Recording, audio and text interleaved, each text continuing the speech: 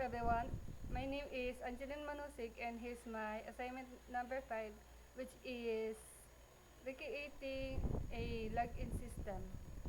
So let's proceed to the Java Eclipse to run the system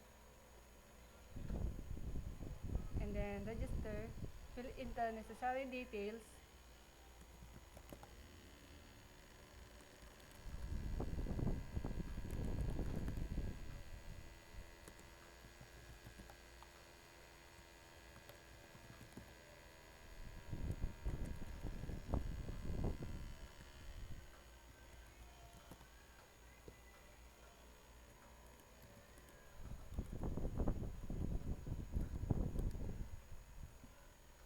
Then click the register button.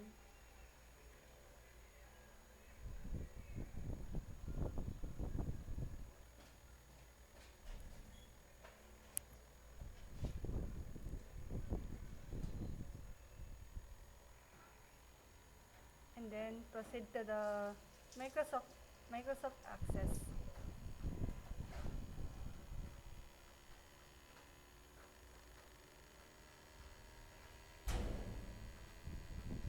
As you can see, automatic na kung nag-input ang details. So, after that, click or save it. And then, go back to the Microsoft Access or the Java Eclipse. And then, run again.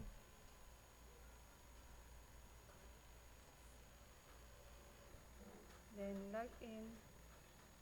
Insert the info.